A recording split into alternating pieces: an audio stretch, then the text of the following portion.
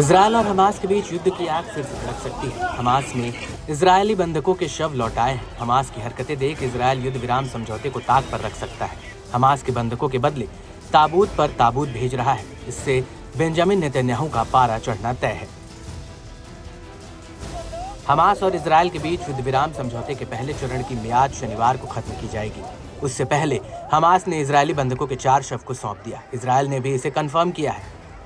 दरअसल हमास ने इजरायल की ओर से सैकड़ों फिलिस्तीनी कैदियों को रिहा किया जाने के बदले में 4 बंधकों के शवों को रेड क्रॉस को सौंप दिया। ये शव ताबूतों में सौंपे गए। इजरायल को ताबूतों में जो 4 बंधकों के शव सौंपे गए हैं, उनकी पहचान का खुलासा हो गया है।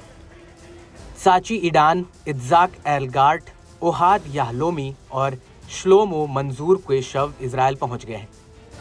ये चारों 7 अक्टूबर 2023 को हमास के नेतृत्व वाले हमले में बंदी बना लिए गए थे।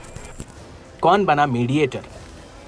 इजरायल के एक सीनियर अधिकारी के मुताबिक हमास ने बंधकों के शवों को रेड क्रॉस को सौंप दिया है।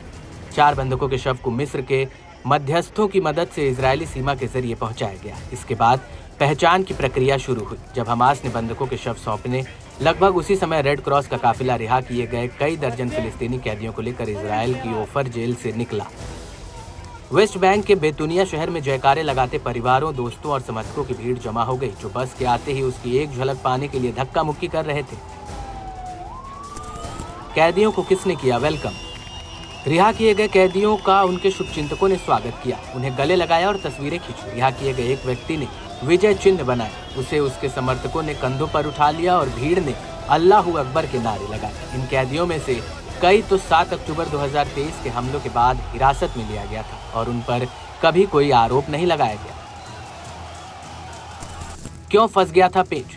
इससे पहले इजरायल को 600 से अधिक फिलिस्तीनी कैदियों को रिहा करना था, मगर उसने उससे पहले कहा कि सैकड़ों फिलिस्तीनी कैदियों की रिहाई तब तक नहीं की जाएगी जब तक कि गाजा में बंधक बनाकर रखे गए और लोगों की रिहाई सुनिश्चित नहीं हो जाती। इतना ही नहीं, बंधकों को अपमानजनक तरीके से सौंपना बंद नहीं किया जाता।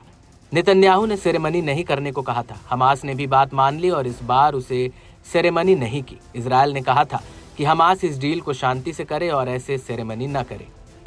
इजरायल फिर लेगा बदला। इजरायल और हमास के बीच ये अदला बदली रात में एक नाजुक संघर्ष विराम समझौते के तहत हुई। यह समझौता इस हफ्ते के अंत यानी शनिवार को खत्म हो जाएगा। आगे ये समझौता और बढ़ाया जाता है या नहीं, ये देखने वाली बात होगी। दोनों पक्षों को इस महीने की शुरुआत में युद्ध को स्थायी रूप से खत्म करने को लेकर बातचीत शुरू करनी थी, मगर ये स्पष्ट नहीं है कि क्या वे बातचीत शुरू हो पाएगी या नहीं। हालांकि ताबूत देखकर इजरायल में गुस्से का माहौल है। इजरायल ने आखिर किस मजबूरी में ऐसा सौदा किया, इस पर भी सवाल उठ रहे हैं। आखिर इजरायल ने 4 शवों के बदले इतने फिलिस्तीनियों को क्यों सौंपा, ये समझ से परे है। मगर इतना तय है कि नेतन्याहू का जब पारा चढ़ेगा तो इजरायल हमास से फिर बदला लेगा।